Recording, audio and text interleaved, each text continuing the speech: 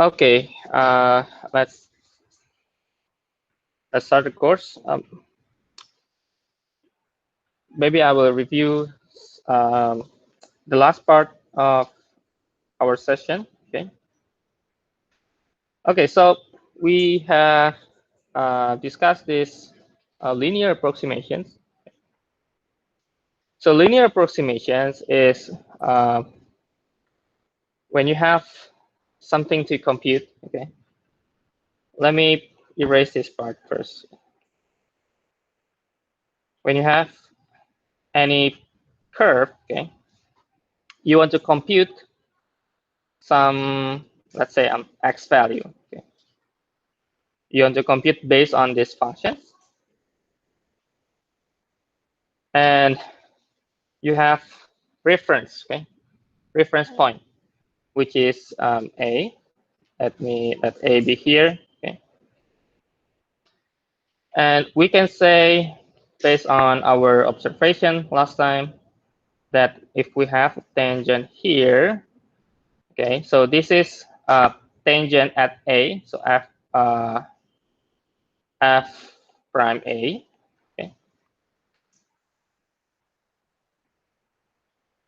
So when you have this, you have difference in functions.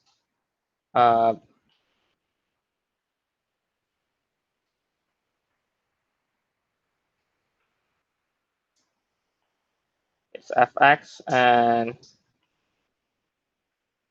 okay, at least I will make sure that you understand. So I put the absolute value, so it's the distance, okay, and then you have the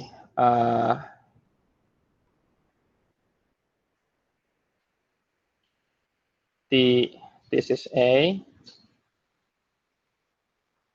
and this is x minus a, and based on these differences, we can say that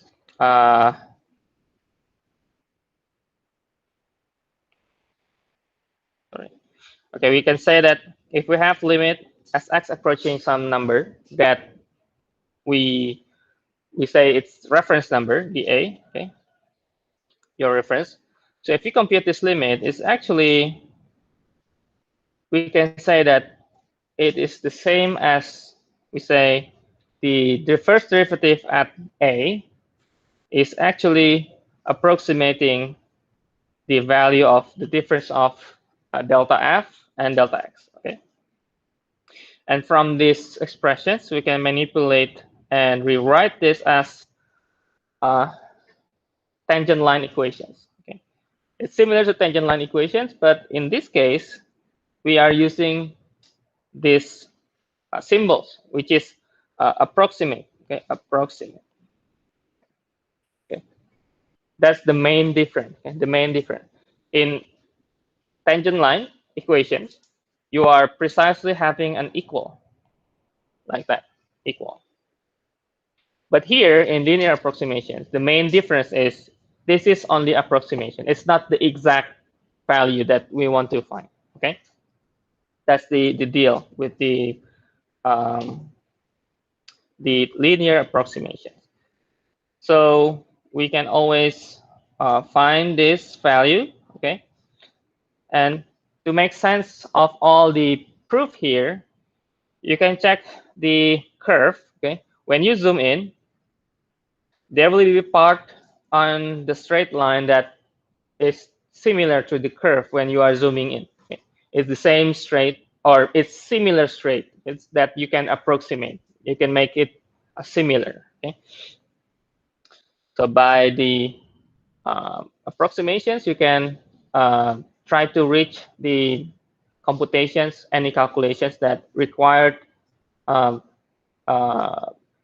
difficult numbers, for example, and difficult functions. You can approximate through the tangent line equations, right? The linear approximations. Okay.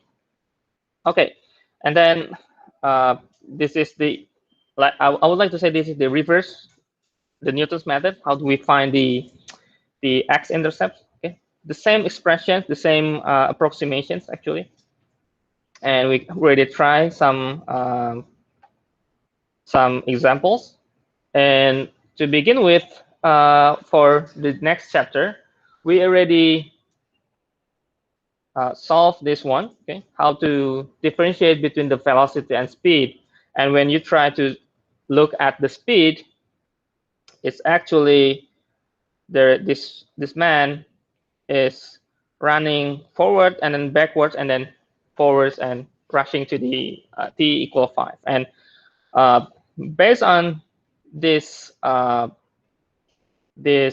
case or this event, we can see that from the graph, the man is actually going back, right? So it's positive, and then when it's reached some points, he will getting back. Okay, that point we call in terms of, some say it's turning point, some say it's stationary point, critical point, or critical number for the x. We can also say that. I think in your textbook it will be called the critical, okay? The critical. And we know that this is the extreme value. Okay, you can say it's extrema, you can say maxima, minima, the same thing. And you can also having the terms absolute or global. It's also can be used, global maximum, same meaning. Okay, and for the local one, you can say local maximum or local minimum, or you can say just relative max or relative minimum. You can also use that terms. Okay, so don't confuse about the terms. Choose which one you prefer. That's the same thing. Okay. Okay. Now I'm going to go for the chapter 4. Okay, chapter 4. Some textbook they are start with the extreme value, the extreme theorem, but I will start with the mean value theorem. Okay, and I will connect this to the extreme one.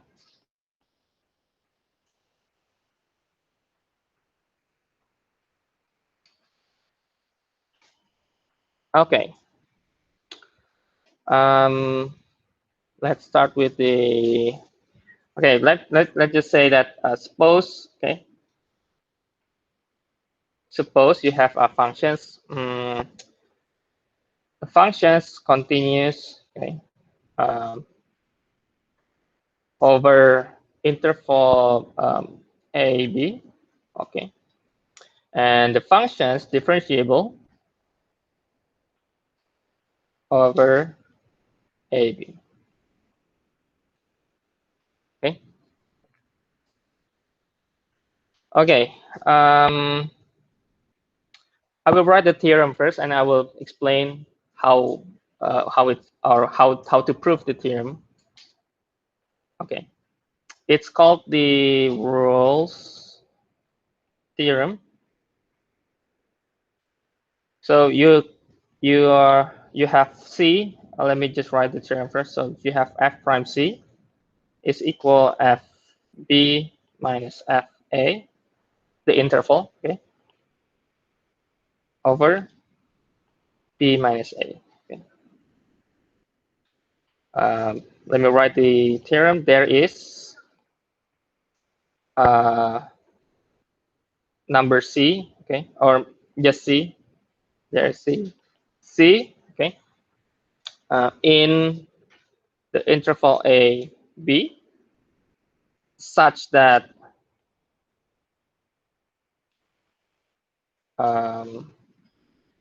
this expression, okay, such that this expression is equal and a c b. So C is in between a b. Okay.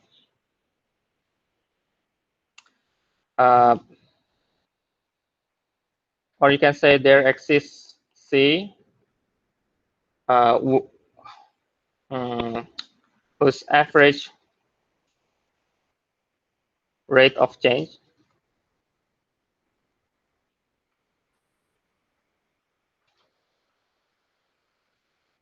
is equal to instantaneous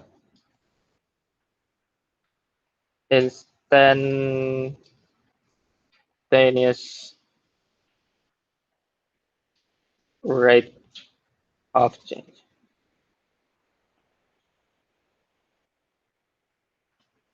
Okay. So the words means this is the tangent. Okay. Or we say previously it's the instant, okay, instant velocity. You can say instant velocity or instant rate of change is equal. This is the average. Okay. The right one is the average. This is the average. Or we can also say this the secant. Okay.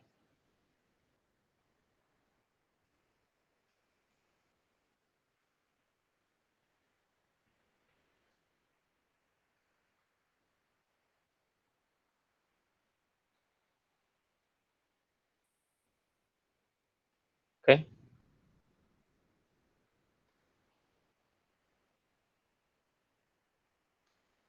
Okay. How to make sure that uh, this theorem is correct. Okay. So let's use some graphs. Okay. For example, I have the okay, let's say this is curve or functions or my functions f of x here. Okay. And have um, let's have some point. Okay. Let's say this is our a at the end point left. Okay. A and then f of a, our point, and b f of b. Okay. Okay. Now the average rate of change is when you have this line. Okay. This line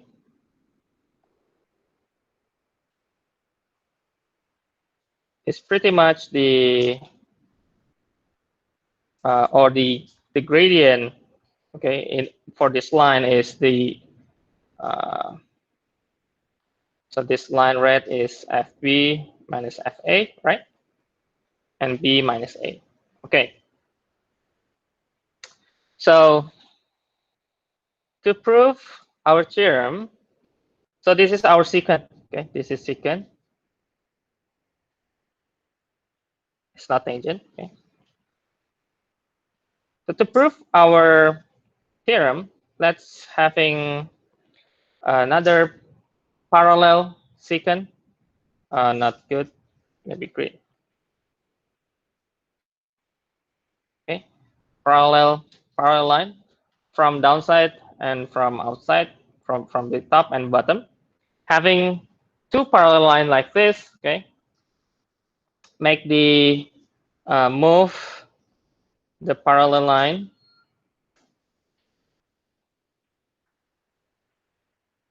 until it touches the functions. Okay, let's move the parallel line. Move, okay, until it's the first time it touched, like this one. Okay, so we say that this is at this point is the tangent, right? And the point C is for this tangent is here. The C, let's say C and FC. But we have more C. Okay? We have more C. It's not only one. We can have more. Okay? And the second one is from downside like this.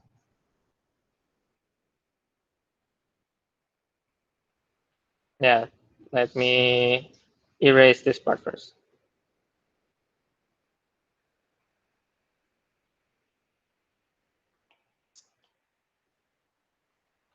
And move to this side. And I also having the gradient or the tangent here. So this is the tangent. Let me write this is the C2. This is C1. Okay. Okay. So the theorem is correct.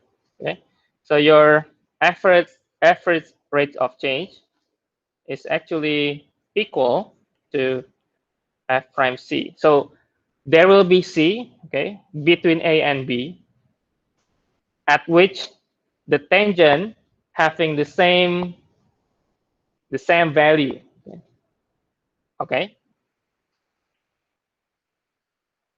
But remember, because your functions need to be differentiable, blah blah blah, continuous. Okay. If your functions like this point, it will be ruining all the theorem. Okay. So this function is failing to have the mean value theorem. Okay.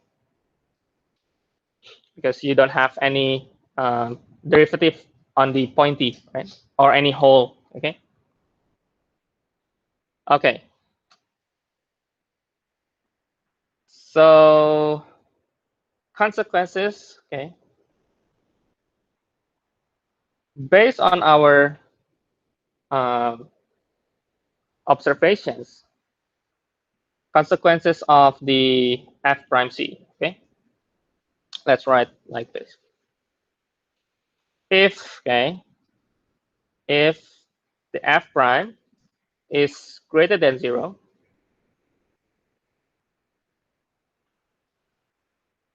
the function is increasing, right? As you may know, I think from previous high school. And if the f prime less than 0, you know that the functions will be decreasing. Okay.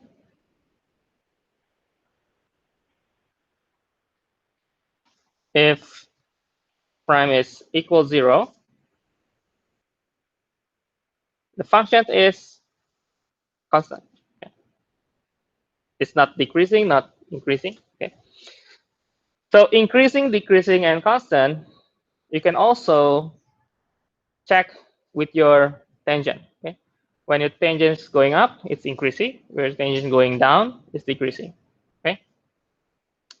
Okay. So this is the consequences of mean value theorem.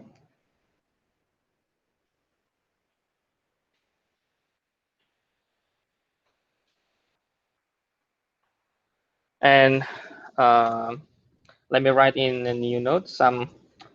Let's say another proof. Okay, what you can do with mean value theorem. Okay, so let me write the theorem.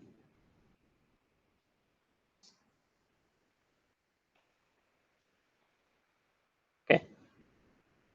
Okay. Let's say from our observations. Okay. So A is less than C, less than B. Okay. Of course, from here, A is less than B. Okay. And when B minus A, let's assume this will be positive. Okay. Okay.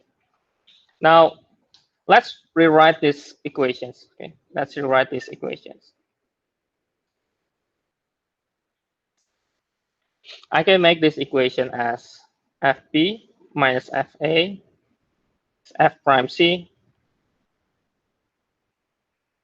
Okay.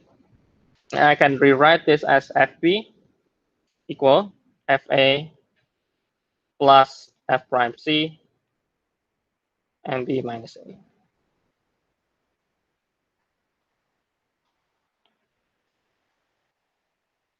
Okay. This is useful when you need to check some proof, okay, whether some functions is greater or less than some variables or some another function. Okay. Okay. Is it similar with the linear approximation? Similar, right? Okay. Similar. But always remember that even though it's similar, the use or how you use is different. The difference is just by this this equal. Okay, equal and approximate is actually different. Okay, but when you calculate, maybe the answer will be similar, but it's actually different. Okay, so that's the main difference, the mean value theorem and linear approximation. Okay, so based on our expressions here, FB, FA, okay. So how to prove based on A is less than B and B minus A is greater than 0? The only way we can prove whether FB is greater than FA or FB is less than FA is based on derivative, right? Okay. So B minus A always positive, okay? B minus A always positive. This is always positive, okay? And then let me write if, okay, F prime C is greater than 0. So if this is positive, means that FB, of course, because FA plus something, okay? So FB will greater than A, of course, right? And when the F prime C is less than 0,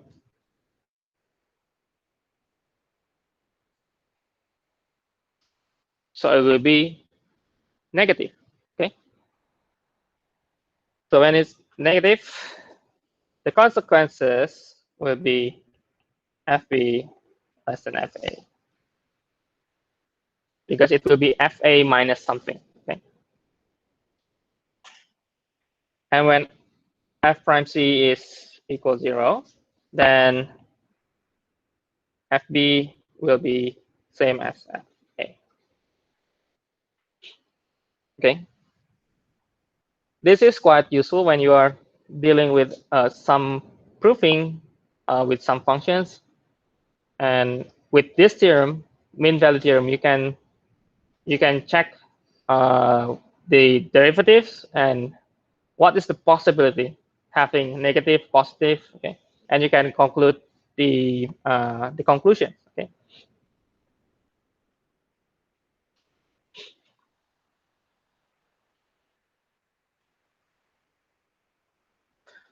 Okay, let me write some notes about the comparison with the linear approximation.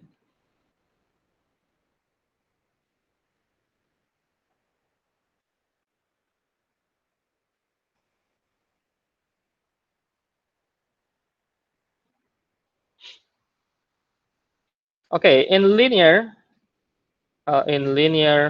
let's say in LA, okay, your delta F over delta X is approximating the F prime A, okay, and this is when B is near A, right, and B minus A is delta X. And in mean value theorem, your delta F over delta X is precisely exact F prime C. Let's just use C.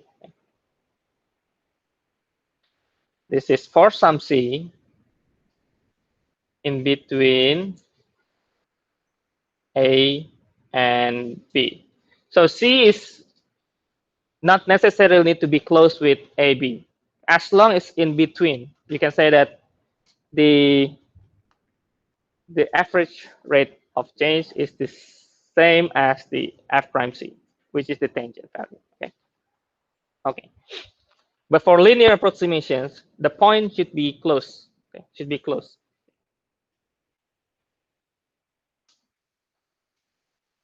So the expression FB minus FA over B minus A. Let's say this is F prime C. It will be in between of the max, okay, the maximum of F prime and the minimum of F prime. When you think of the previous case, the speed, the average speed. So average speed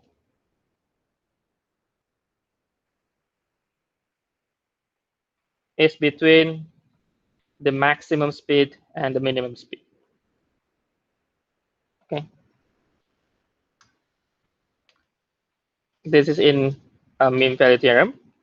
But in linear approximations, your average speed, you're trying to getting close with some number, right? It's actually getting close to initial speed or instant speed. Okay, instant.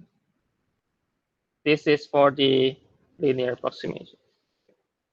Okay. So in mean value theorem, your average speed is exactly at the middle, like in middle ground. Okay.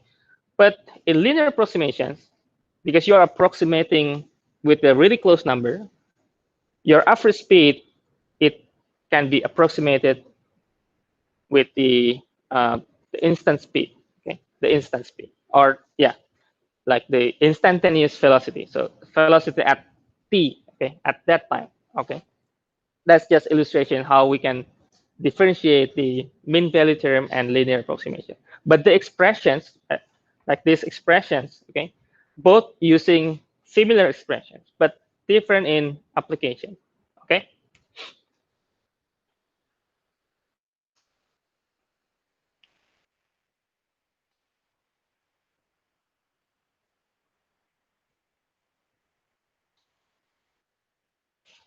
Okay, also, we can also proving for inequality, okay?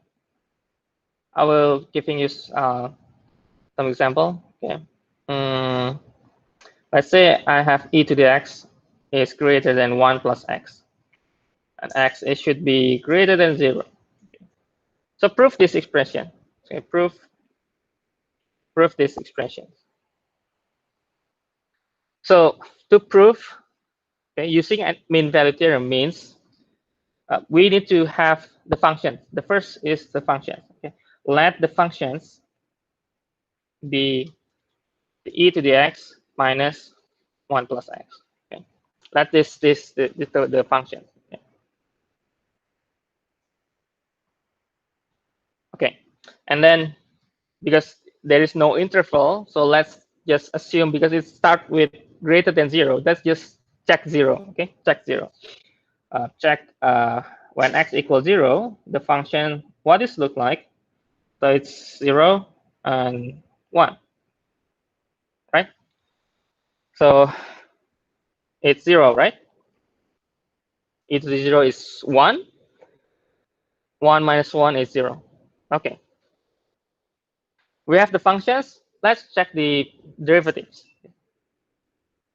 The derivatives, e to the x is just e to the x. And then minus 1 is 0, and plus x become 1. It's minus 1. Okay.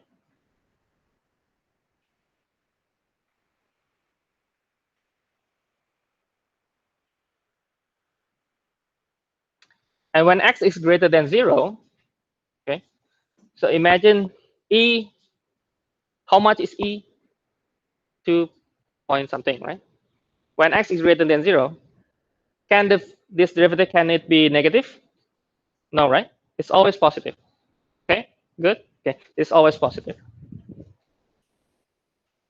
So the conclusion from because it's x is greater than 0, then I can conclude that the f prime x, which is the e to the x minus 1, is always greater than 0.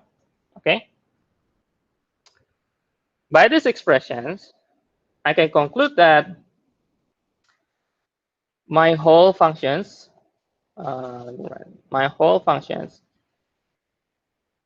e to the x minus 1 plus x, okay, is always greater than 0. Get it? Because this part is greater than 0. This is actually this part, right? E to the x minus 1 is always greater than 0. Anything that plus x and it is greater than 0 is always positive, right? So we have proven based on our mean value theorem. Okay, got it? So proven, or yeah, proven. Okay. Okay, the interesting thing, let's just using the same or similar e to the x. Okay. Um,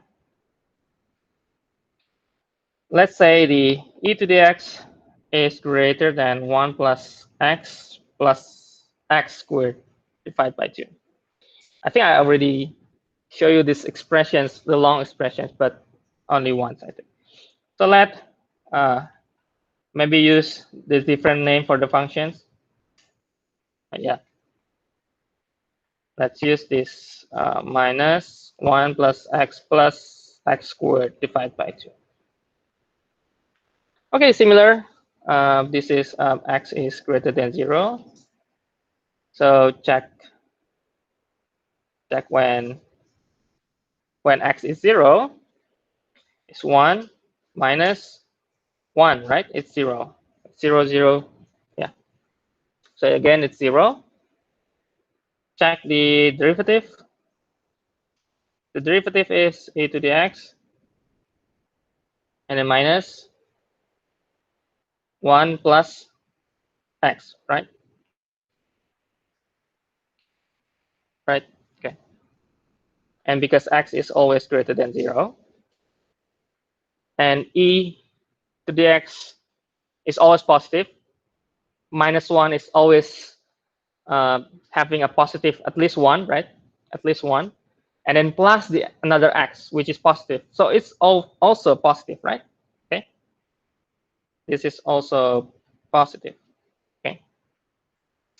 And then also by these definitions, we can say that e to the x minus 1 plus x squared divided by 2 is also positive. And if you try to check the another expression for this e, you have e to the x is actually greater than 1 plus x squared or 2 plus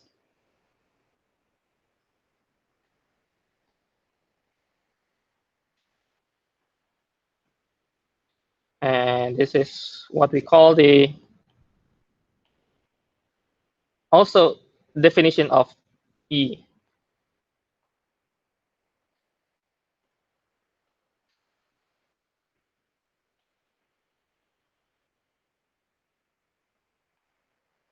Okay, this is just showing you that we can also get these expressions from proving inequality through the mean value theorem. Okay, but maybe ignore this expression for a while. But you will see these expressions, okay, these precise expressions in calculus too. Okay, okay, okay. So first we can prove some inequality. Okay? So if you have some cases, any functions, and you need to prove whether it's true or not, then you can use the mean value theorem. Okay? The key is checking any fixed reference, maybe 0, maybe in the questions they will be provided with some number or maybe some reference, and check the derivatives. Okay? Check the derivatives. Okay. Okay. This is this example. Another example is finding the point C. Okay? The other example is finding point C from the mean value theorem. So let me write the example.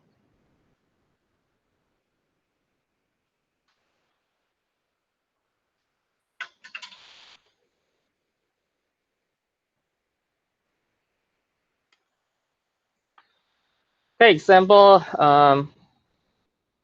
So f of x is 1 plus square root of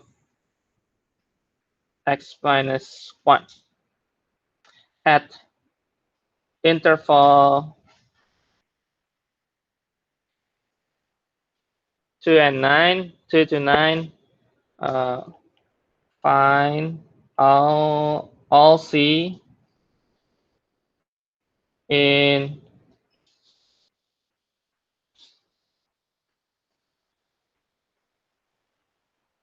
okay. This is quite direct approach, and you just need to use the formula, okay, just to solve and find the C.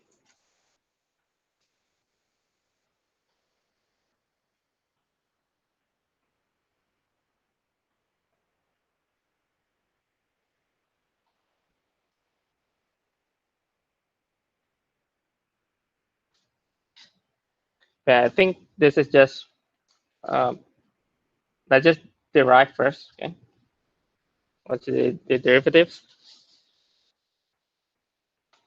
Let me write in different form.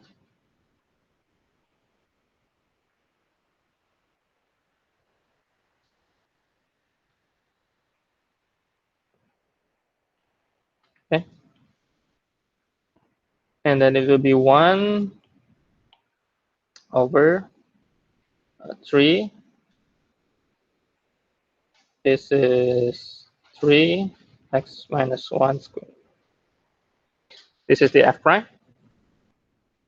And the f prime c is equal fb minus fa b minus a. And we just need to plug in all the point. Let me write when f2 is 1 plus 2, right? Yeah. And then 9, a2 is 3, right? Okay. I will go directly approach this. So 3 minus 2 over 9 minus 2 is 1 over 7. This is f prime c. Okay. And then we are using our derivative 1 over, let's just use c minus 1 squared, and it should be 1 over 7.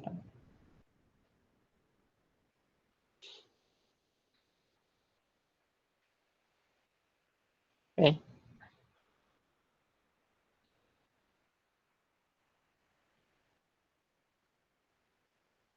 Let's solve this. I got the expression 1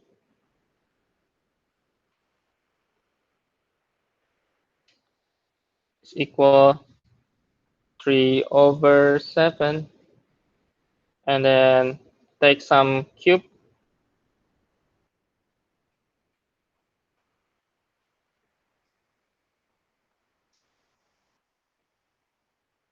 and it will be 1 x minus 1 squared, right? And this is, let me just write 3, 7 cube. Oh, wait, this is c. Let's just see.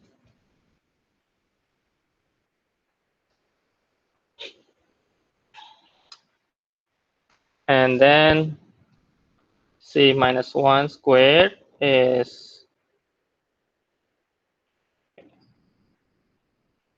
let square root both sides. C minus 1 is, do you need plus minus or no? Plus minus or no? It should have plus minus, but I don't want to use it. Do you know why? Because the interval is from 2 and to 9. Okay, so there's no negative. Okay, so 2, 7, 3, 3 over 2. So C is plus 1.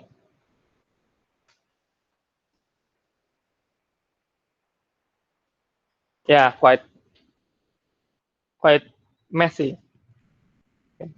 Sorry, I'm choosing the wrong example, but I hope you understand what's the point of the mean value theorem. Okay, so in this approach, we are trying to find the number C, okay, in between A and B.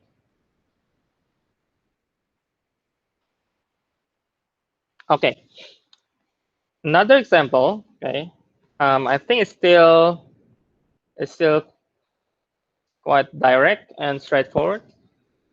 So if, okay, f1 is 10, okay, and f prime x is greater equal to for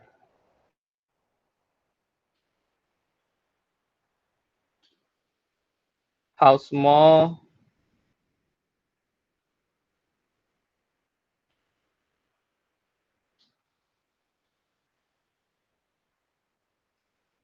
okay.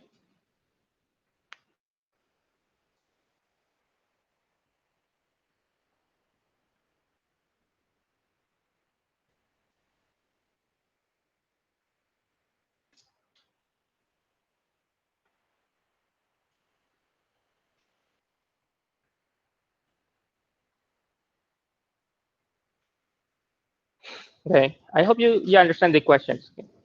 So you have some functions, but it's not necessarily telling you the function is, but it had all the information you need. If f of 1 is 10, f prime of x is greater or equal to, and you have the interval, right? You have the interval 1 and 4, okay? So just write the basic formula, the basic mean value theorem.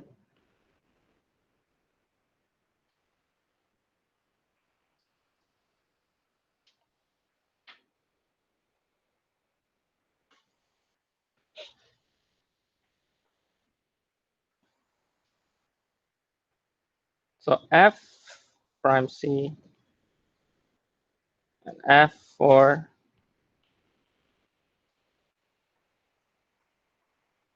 and 4 minus 1 is 3.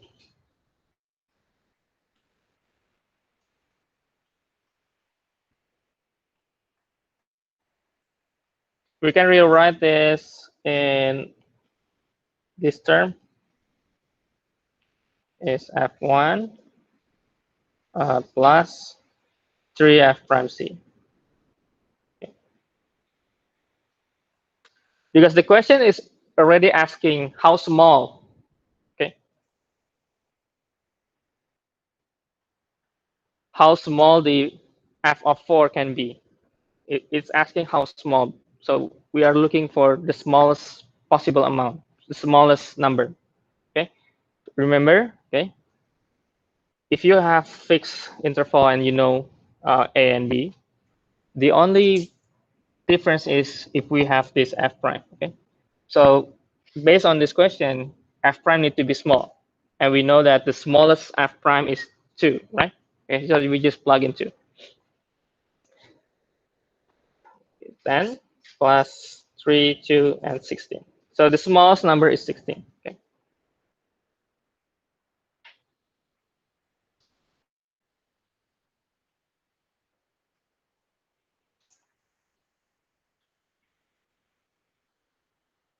Okay. And remember, maybe this is quite simple, but in some, I think in some exercise, it can be having some either more informations or maybe different question, but say the same concept. Okay. So it's asking the possibility, small or large. It can be depends on the information. Okay. Another type of questions is proving with the fixed number. Okay. So suppose 3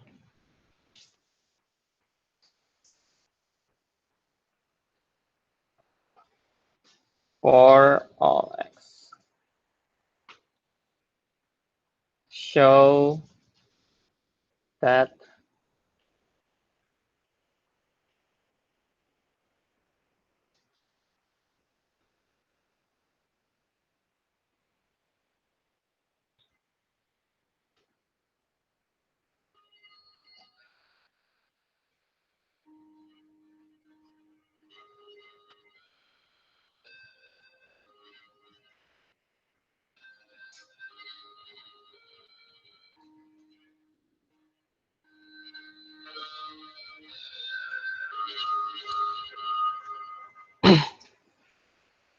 okay, so you have the informations. Now it's for the f prime.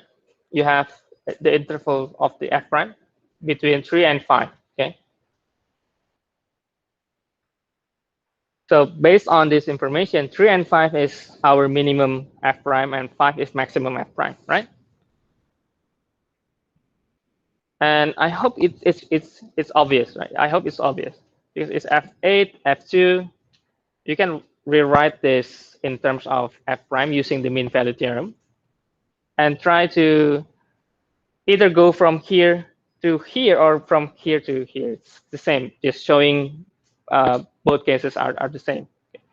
Both are showing that, okay, for the 3 and 5, between those possible number, this is true.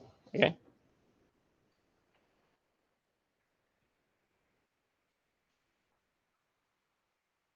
We can start from the, maybe just writing the mean value theorem first.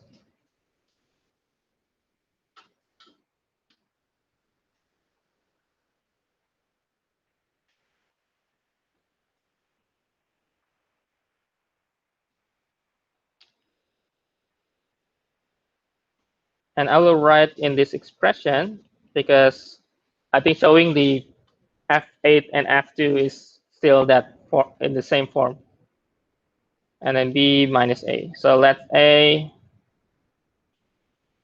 2 and b is 8. So f of 8 minus f2 is equal 6 f prime c. Okay.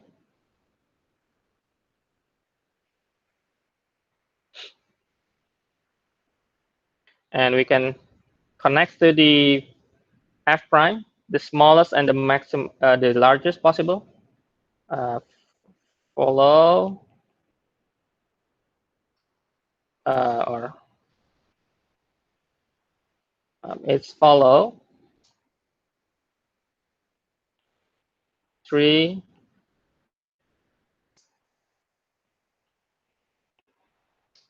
Okay. So we have the first expression is our difference in functions is 6 times f prime, right? So let's multiply by 6 all these terms. Okay. And basically this is 6 f prime and 30, which is we can prove back to the original expression. And we got the proving is here.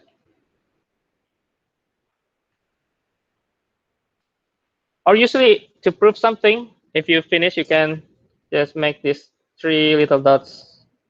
It's also meaning closing the proving, the 3 dots.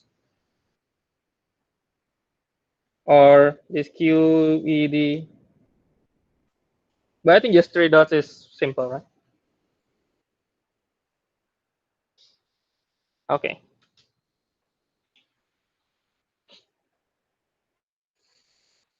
So this and previous case is obvious case with number and with uh, some obvious expressions that you can link right away with the mean value theorem. But how about if I have like just ambiguous proving, but you still can do with mean value theorem. So show that tangent x is greater than x for 0.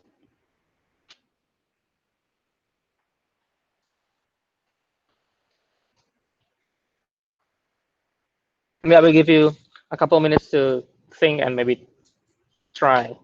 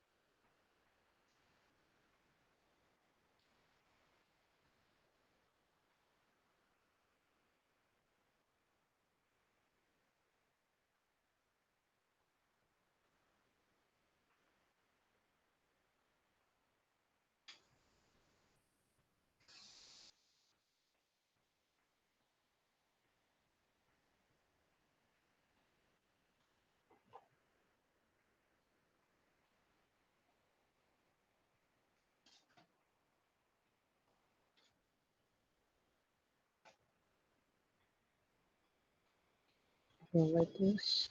And the inequality should be tangent x minus x greater than 0. Right?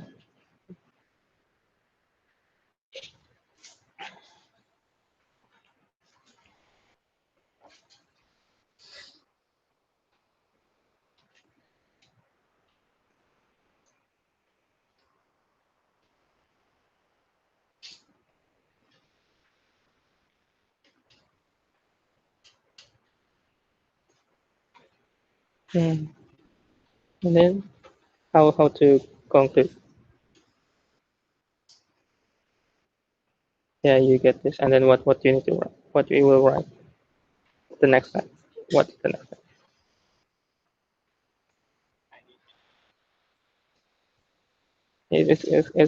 It's correct, but what you need to do next?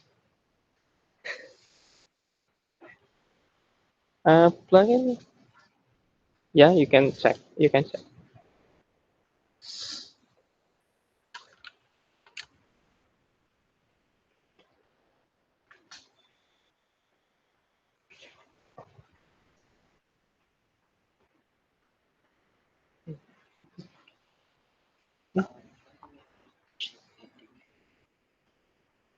Mm, yeah. Yeah, because this is the interval, right? At least in the information, usually at least one fixed reference, okay, that you can maybe use it for your assumptions. Okay.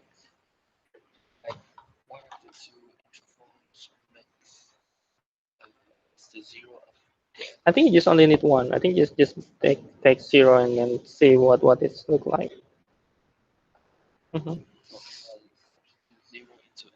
And this is what how you get this? Really? Check. Try to use sine over cos and then use the quotient rule to derive.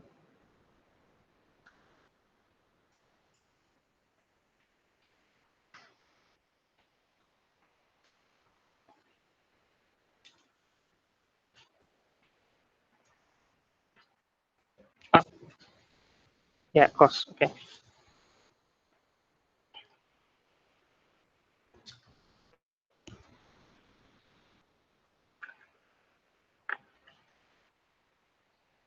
Okay. Um, you can have your functions tangent x minus x, so it will be like greater than 0, or just tangent x is fine. I think if on the tangent x also fine. Both are um, reaching the same conclusion. Okay. Let me write the mean value theorem first.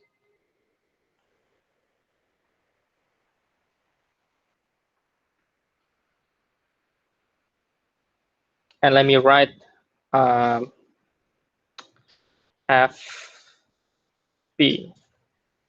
Or let me define my A and B so that it will be easier to solve. Okay. You know that tangent 90 is undefined, right? So let me write A is 0 and B is any x less than pi over 2. Okay. And A is less than B. Let me write this is any x that we can find.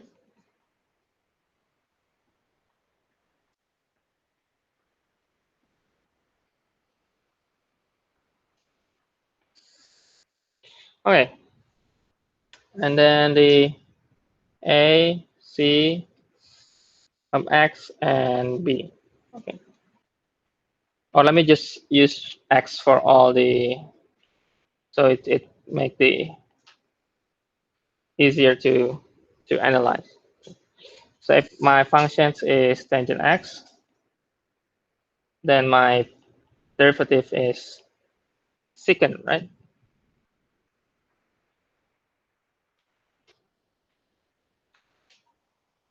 So tangent x is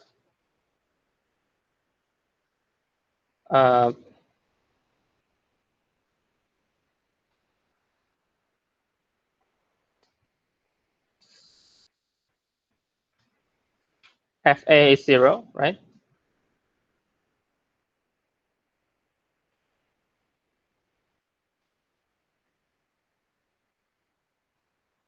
And then plus the f prime is secant squared c, okay? And then it's just x because a is 0. And then you can think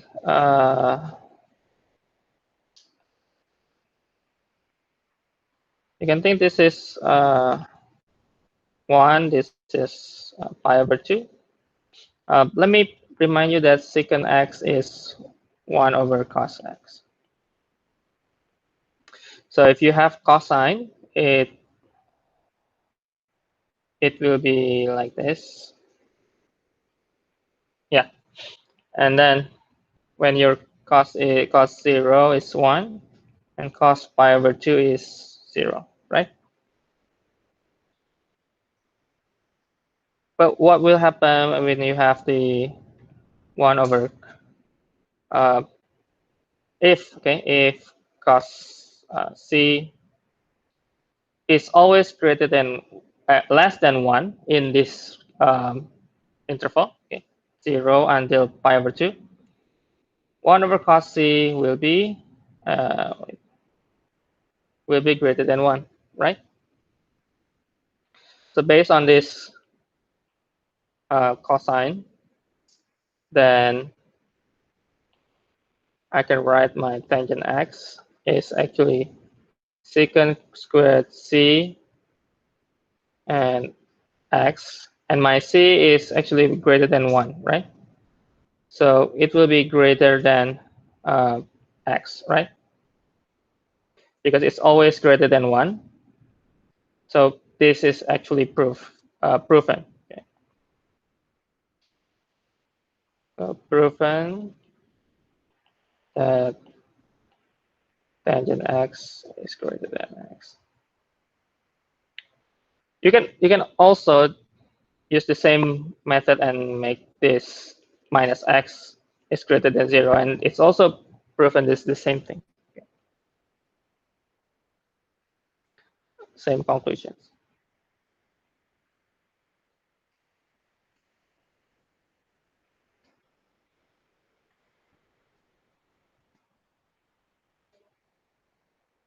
Okay.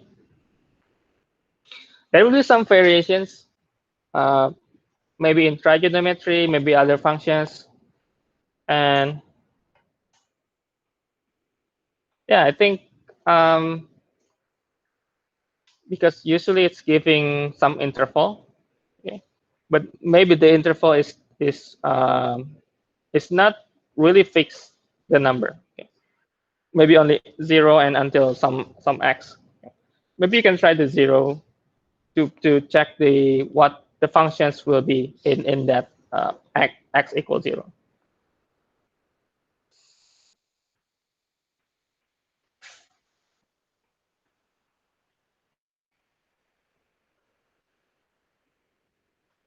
Okay. Well, I think that's all for the mean value theorem, the examples. The later example you can have from your TA. Okay.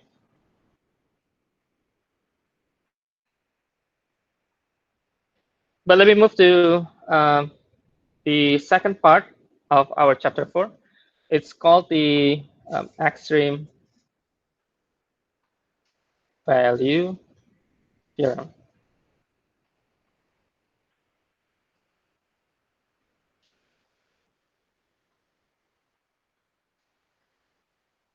So if f is continuous on A, B, f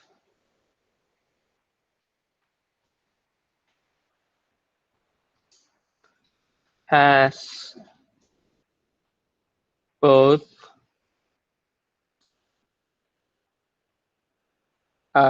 minimum, or I will write in different color, minimum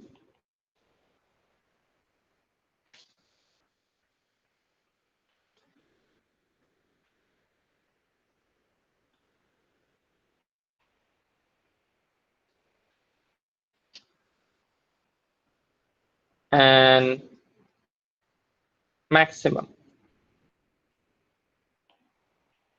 So every continuous functions in some interval, they will both have maximum and minimum.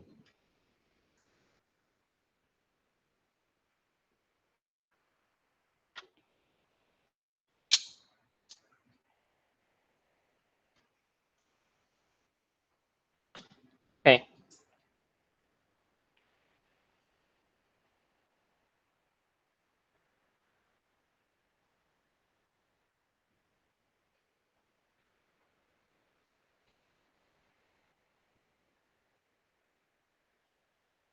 Okay. Observe this graph. Okay. If you have A and B, okay, this is your functions. So you have the interval A, B, and this is just your function. So you will have this point. This is minimum, and this is maximum. Okay. So you will always have at least one maximum, one minimum, but you can have more. Okay. Like for example, if you have like this parabola, you have the max and you have the min here, right? This has two minimum. Okay. So maximum and minimum, it's not always about the, you have like increasing and decreasing. Oh, this is your max, or maybe you have like going down, or this is your min. It's not always the case. Okay. At the end of this interval, it can be your minimum, it can be your maximum. Okay.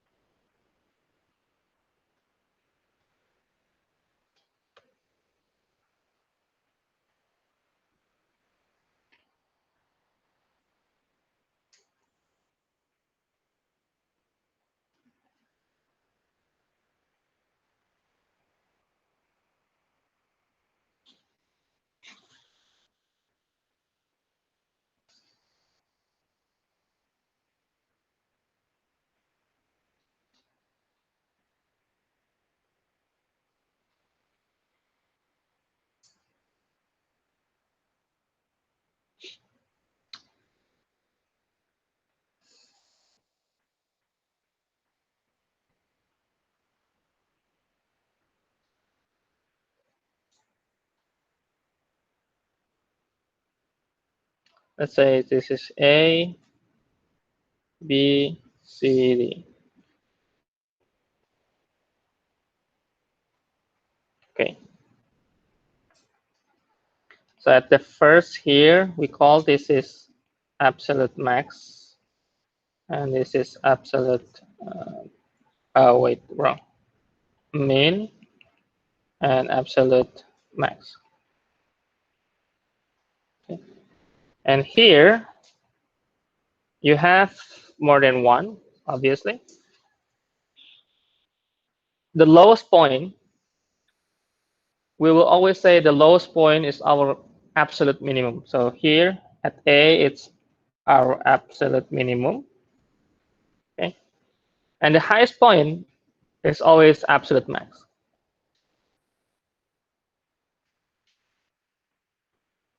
Okay. And if you see like this middle ground here, this is, you say, still is maximum and this is minimum, but we say this is local maximum, local minimum, or you may say relative maximum, relative minimum. That's also okay. Or local, or both are local extrema, which is maximum and minimum, or minimum, minima, minimum, maxima. That's also okay. So we say this is local max, and this is local min.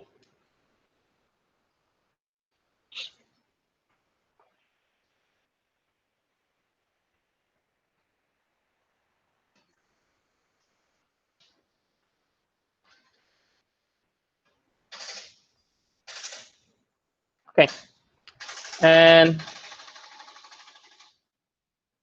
I have the other theorem. Okay, it's called the Fermat's theorem.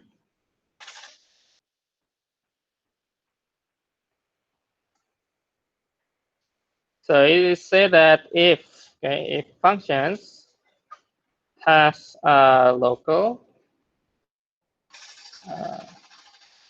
max or minimum at C, okay, then FC, we say it exists, okay, and the derivative of the functions at C is equal 0.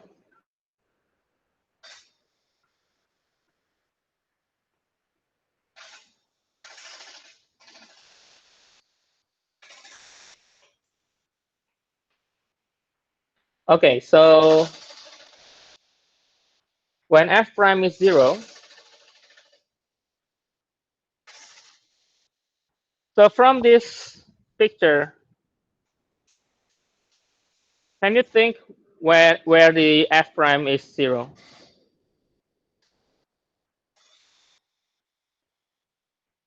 Where f prime is 0? C and D, right? C and D, right? Okay. So at this point, so we say, okay, C and D is our critical number, and C at C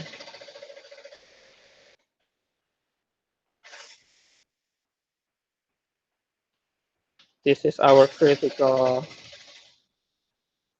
point. Okay.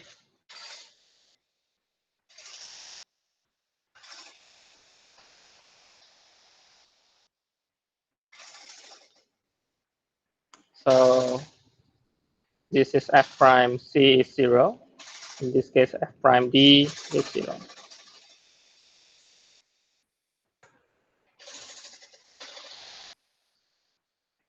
Why it's so loud?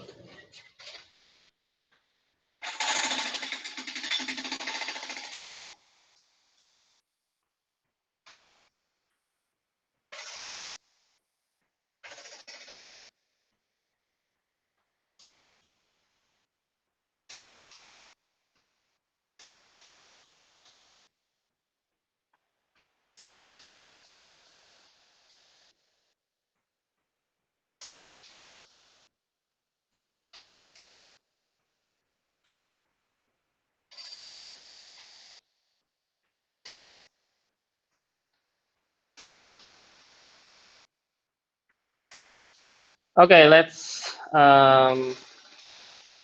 move on to, let me draw some picture.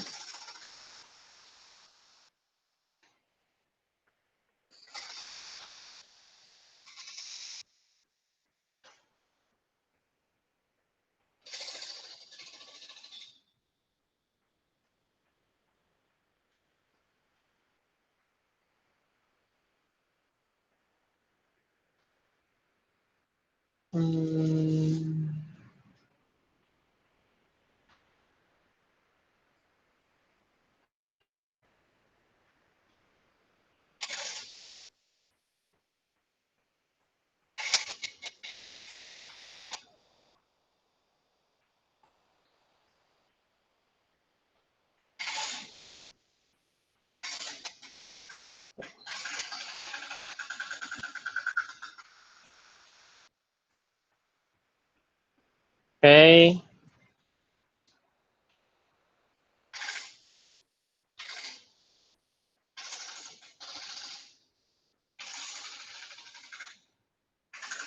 Okay.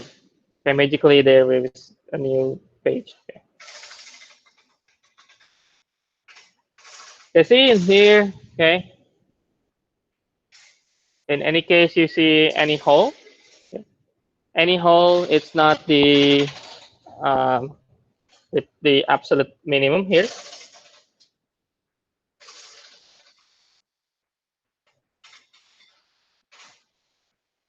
So this is whole.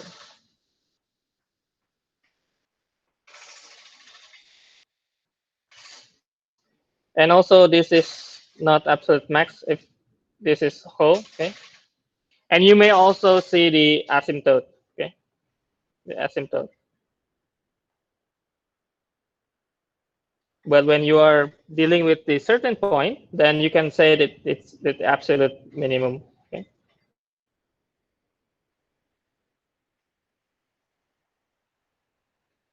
Let me erase this part first.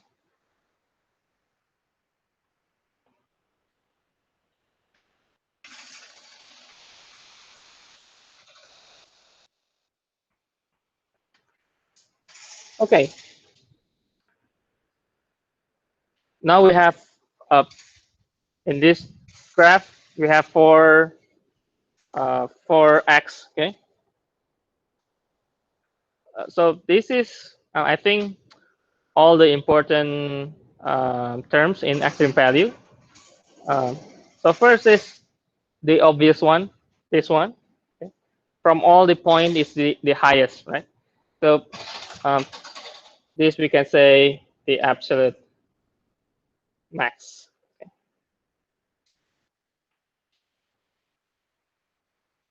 The absolute max. And of course, the based on our previous, this is f prime is 0. And also in x1, okay, in x1 here, because it's in the middle, not really in the bottom. So we say here is the local minimum. Okay, and the same, it is also when f prime is 0. Okay, and this point here, this is local max. Okay, this is local max. But the f prime is not the 0. Or on the right, the f prime undefined.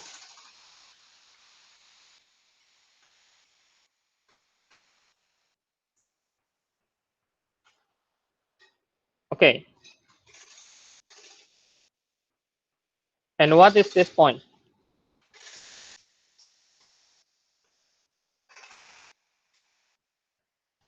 This x3. Okay. What is this point? Uh, we are not sure whether this is minimum or maximum, right? So we still call this is the critical point.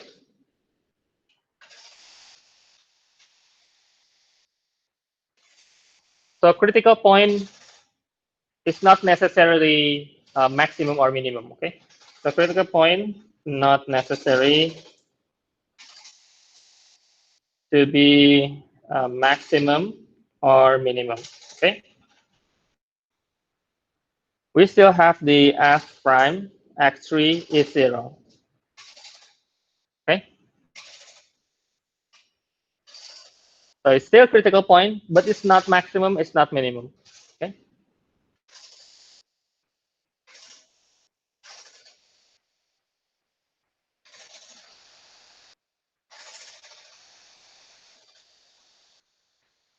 Okay.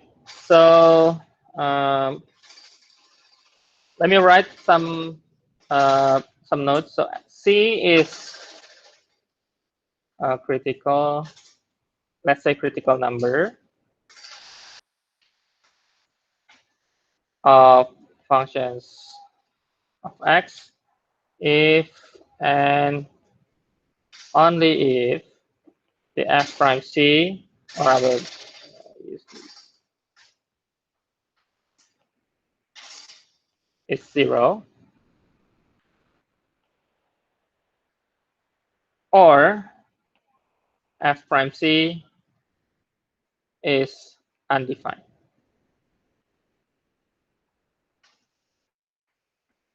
Okay.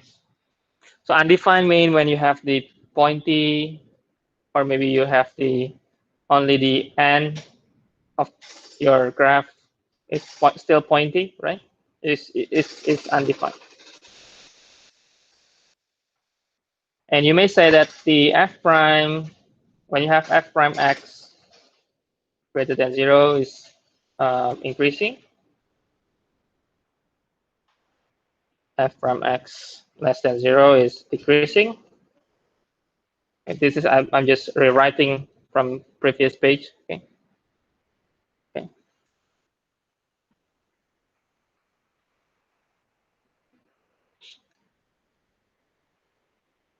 And for example, if you have let's say the functions minus x cubed plus 3x squared plus 9. Okay. Find all the critical point. Let's try the simple equations.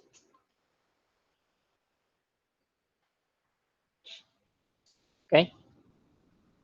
So what you need to do is just find the first derivative equals 0, which is the negative 3x squared plus 6x equals 0, right? Okay. I think you can factorize plus 6. Okay. So you have first is x is 0. Second is 3x is 6x is 2, right? And then to know what happened in this x0 and x2, I'm suggest you to check the line number. So you have 0 and 2, 0, 2. Check any number related to between 0 and 2. Okay. So it will have in between it will be positive, right? And when you have more than 2, it will be negative. Try negative 1 is also negative. So you have decreasing functions in lower than 0, and then increasing, and then decreasing, right? So functions increasing, so f or so h prime, let's say increasing when x is from 0 and 2, and h prime decreasing is from and 2 and infinity. Okay. Sometimes the question is asking maybe when the function is increasing, when the function is decreasing. Okay. Okay. Okay. Okay. Any questions first?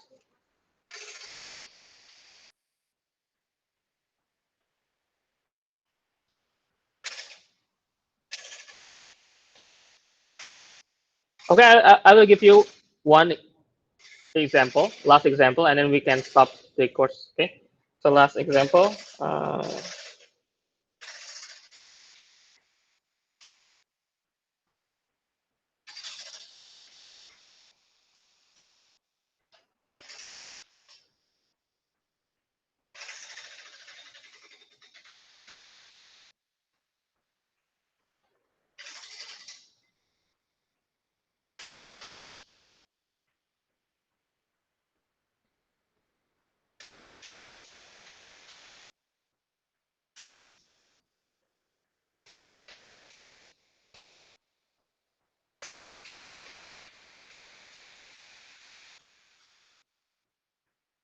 Okay. Try this one.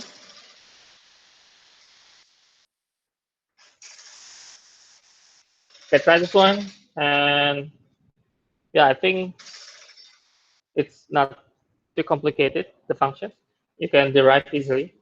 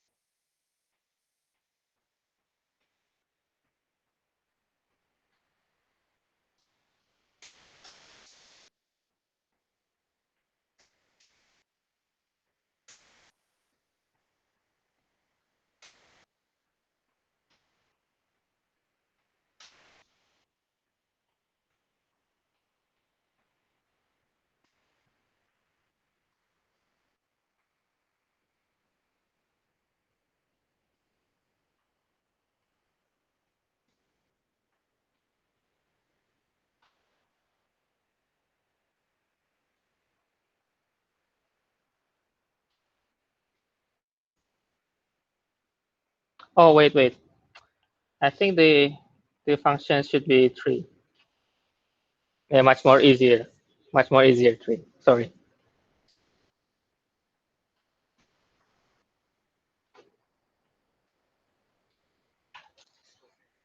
Yeah.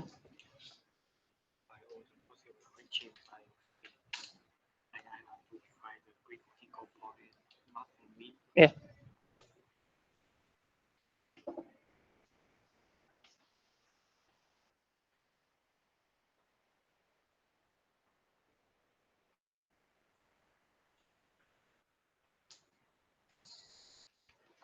Yeah, I just saw your this.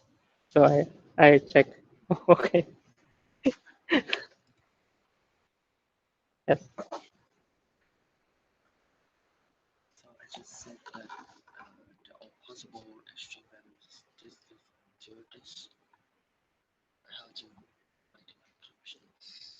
Um, is it true this is the only critical number that have extreme value? What do you think? I don't know. What do you think? Yes or no? Yeah, you need to check. Okay.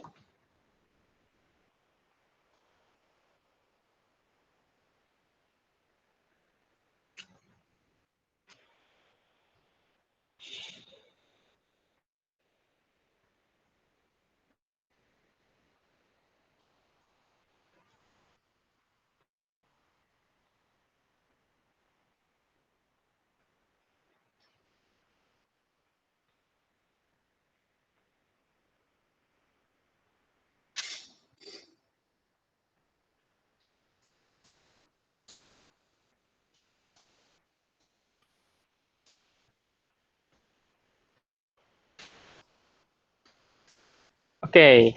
Uh, oh, good. Okay, some of you maybe, okay, the function is easy to derive, equals 0, you get x, right? And then, okay, maximum this x, minimum this x. If you end your answer, you have only half point from this one. Why? Because you have the interval. Okay? And you need to include this interval. It's not a whole, right? It's not a whole. So you need to include this interval.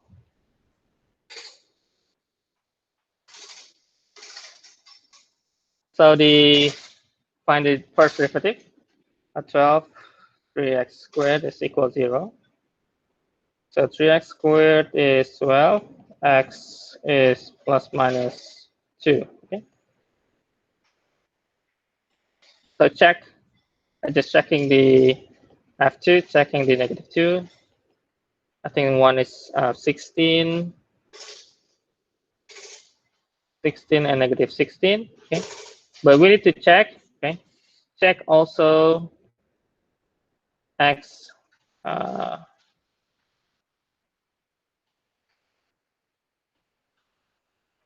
So check the F at X equal negative 3. It's around 9. And check 5, it's negative 65. Okay.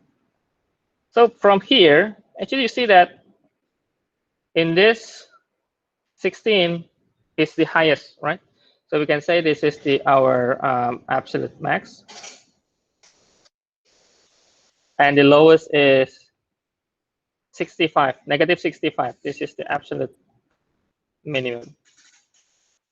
And the other will be the only local. Okay. So you can also imagine when you have negative 2, this is 2.